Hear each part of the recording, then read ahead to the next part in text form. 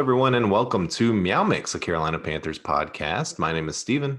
My name is Jerry. All right, so we're just going to jump right into this, and let's kick it off with Mac Jones. Mac Jones was a three-star recruit coming out of high school and was ranked 18th best out of the 2017 class. He opted to go to Alabama and sit behind Jalen Hurts and Tua. Tua Tagovailoa. When Tua went down with an injury in 2019, Jones stepped in and played well for Crimson Tide, giving him the leg up on the starting job in 2020. But he would have to fend off five-star recruit Bryce Young. Jones did better than just keep him at bay. He played exceptionally well while leading the Crimson Tide to a national title and becoming a finalist for the Heisman Trophy. But he did not win. He ended up losing to the person he was throwing the ball to, Devontae Smith. Yes, who we just talked about. Yeah. He's 6'2". He was a junior this year, again out of Alabama. And the stats are extremely impressive for Mac Jones. In 2020, he had a 77% completion percentage, 4,500 yards on the dot, which that's just impressive by itself. 4,500 yards exactly. 41 touchdowns, only 4 interceptions, and that weird college QB rating of 203.1. I have no idea what that means. I don't know where he played really well. An excellent season. And then in spot duty in 2019, when he took over for Tua, really good numbers. I mean, 1,500 yards, 14 touchdowns, only 3 interceptions, with a 68% completion percentage. So he is an extremely accurate quarterback. He's had a lot of weapons to work with. I mean, it's a murderer's row of QBs there, or of wide receivers. It's kind of difficult to rate Alabama players to a certain extent just because they have so much talent around them that any deficiencies you have as a player, you have somebody next to you that could probably help out. Yeah. I mean, they get the best offense players. And defense. Yeah. They get the best players. They get the best offensive linemen. They get, they do play in the SEC. So they do play in the toughest conference, which also, all those other teams are getting top end players as well. So you can't say that these guys haven't had competition. No. They certainly have. And it's nice to talk about. Go ahead. They're always playing in the playoffs too. So It's not like they're always playing high-end competition and they're going far into the season. And it's nice to talk about another player who played in 2020. Because it seems like a lot of these guys that we've talked about have taken 2020 off, which I think Slater did as well, right? Yeah, we'll he talk did. about in a minute. So some of the pros and cons, we'll talk about the pros first. And there are a lot of pros for Mac Jones. He's a great leader. He's extremely smart. He reads the pocket. He reads receivers. He throws guys open. He's very smart. An accurate passer, as we've talked about. He's a very hard worker. He has succeeded against stellar competition, like we just discussed. Great ball placement. Nice touch on his passes. He does lead receivers, throws them open. And he's got good movement in the pocket without being an elite athlete. Yeah. The one thing I want to talk before I go into the cons here is that great leadership. Yeah. That's why I hear he has climbed up his draft stock from the Senior Bowl, from talking to Matt Rule and everything. He loved the guy. He said he was he was hilarious, they said. They also said that San Francisco, their coaching staff and stuff like that, were at the pro day. And, that was kind of the thing, is that every time there was a downtime, all the other players rallied around him. He always had everybody on the sidelines, the other players, all laughing, having a great time, no matter what the situation was. And they said that really, really jumped out to a lot of the coaches there, that he just, he gathers the guys around and makes them better. There's something to be said for that. A leader that has the respect, like can command respect like that immediately. That's a special person. Absolutely. Now, looking at his cons, he does have very limited experience, about one season and a few extra games where Tua went out. He's not mobile. Yeah. I think his longest run is 14 yards. Yeah. So again, he's no dual threat at all. He's no danger of running. and he doesn't have the most powerful arm. I know he has that. It's a good arm, way Mhm. better than anything I could throw. But I mean, for an Sure. NFL quarterback, it's not the most powerful arm. He can get the ball down the field, but he kind of lost it up there. It's not zipping down the field. Yeah, in his pro day, there were a few throws that deep throws especially, that he missed. Hmm. I was watching some video of him yesterday where it was kind of showing reactions from some of the coaches when he was missing those throws, and none of them seemed to be too excited about it. No, Yeah, as why would you be? But yeah, and that's one of the things that I saw as well. Just not a super powerful arm. He's not a Josh Allen. He's not no. a Trey Lance. With Trey Lance also has a great arm. Um, but I don't know, man. Like the more tape I watched of him and things I read about him, my opinion of him is higher than it was before I started researching him for this. See, that's funny because I have a very similar. I have two NFL comparisons of the type of quarterback he could become. Yeah, He so could do I. become. I mean, this is obviously he could become a Tom Brady light. I don't think he can Hmm. ever be Tom Well, Brady, but and a yeah, let's make it clear. Like, we're not saying he's going to win 7 Super Bowls. yeah, but he can manage the games and play Hmm. well with a good system around him, play that great system because Tom Brady doesn't have the strongest arm, but he's very Hmm. accurate. He knows the system. He's very smart. Yeah.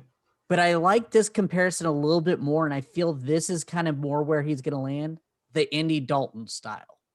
Mm. That I'm not very mobile. I've got a decent arm, not a powerful arm. I'm accurate, but I am not going to be that game changer. And that's kind of where I think he'll more land. But those are the kind of areas that I see him in. I think he's better than Andy Dalton. I think he'll be better than Andy Dalton.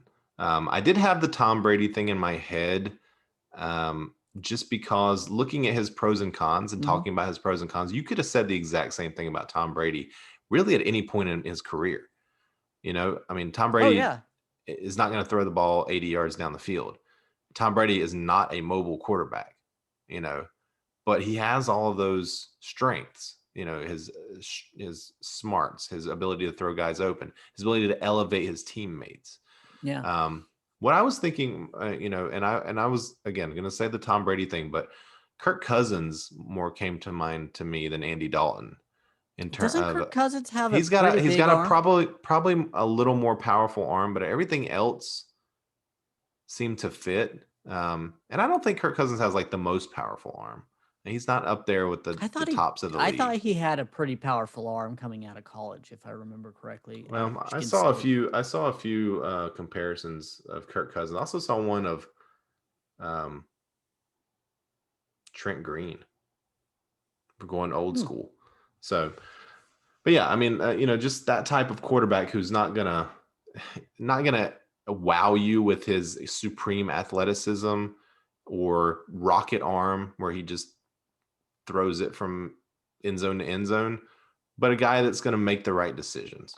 See, for me, I think he's almost has to go to more of a West Coast offense, Hmm.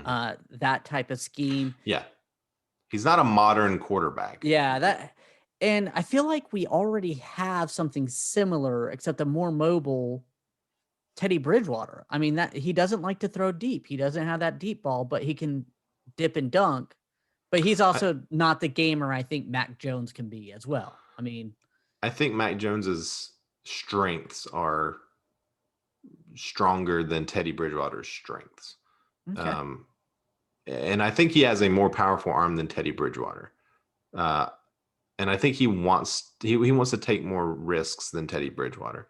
Now, again, is that because he had the best receivers in college football? Maybe. Yeah. He's not going to have the best receivers in the NFL. He's going to have very good receivers here. Yeah. DJ Moore and Robbie Anderson are very good receivers, and he's going to have Christian McCaffrey as an outlet. Again, is he at the top of my list? No, but I like him better than I did. So let's go to our standard questions here that we ask for every player. Does this player fit the current roster? I mean, I would say yes. Yeah. I mean, Yeah. quarterback's a position of need. So, yeah. Right. Yeah. I think he would be an upgrade over Teddy Bridgewater. Will this player fall to the Panthers at 8? Now, this is the question. If the answer is no, then Panthers fans are extremely excited. Yes. I'm going to say no. I really think the 49ers are going to grab him. Man, that would be so insane. Yeah. I would love it. And I'm rooting for it hard. That's going to have to be one of our bets for draft week. Would you be excited to draft this player? At the number 8 overall pick, I'm going to say no. Yeah. I think for me, it would depend on who else is available. Mm-hmm.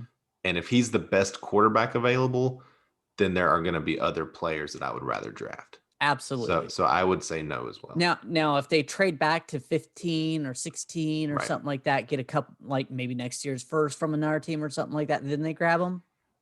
Yeah, I'm going to probably be excited because then, they're building, they got more picks.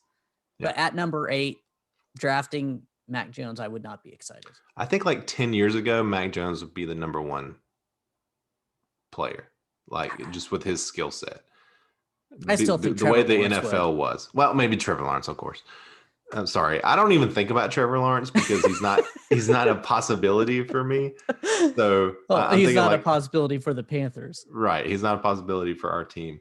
We literally said, I think last podcast, we mentioned 10 first-round draft picks for Trevor Lawrence. Yeah. And you were like, do you think the Jags would even do it for that? And I was like, probably not. Yeah. They'd at least have to think about it.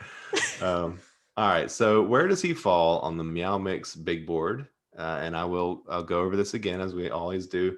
Penei Sewell, number 1. Justin Fields, number 2. Zach Wilson, number 3. Trey Lance, number 4. So that's all your quarterbacks. Caleb Farley, then Patrick Surtain. That's your corners. Kyle Pitts at 7. Devontae Smith at 8. And Micah Parsons at 9. Is Mac Jones number 10? Does he come in above Micah Parsons? I will let you pick this. Okay. Then I'll say my piece. I think just for the Panthers drafting, I'm thinking I definitely would rather have all 8 before Mac Jones. I'm thinking Micah Parsons because of the Panthers' needs. So I will put Mac Jones at number 9. I'll put him 1 spot ahead of Micah Parsons. And I would put him at 10. Just because I would prefer to have Parsons on this defense long term. Perriman's on a 1-year deal. Yeah. And I think Micah Parsons will be a better linebacker than Mac Jones will be a quarterback. Mm-hmm. But for the Panthers, I think the need at quarterback is much higher than the need at linebacker. Okay. So I will put him at 9 then for you. Because we can put an asterisk because we have an asterisk beside Kyle Pitts. So yeah. And it's not a big difference. No. Not like the gaping gulf of Kyle Pitts, where I would have him above a couple of quarterbacks, and you'd have him below Mac Jones probably. I think I would have Devontae Smith over him, and yeah. So all right, I think that's gonna do it for the Mac Jones portion of this podcast.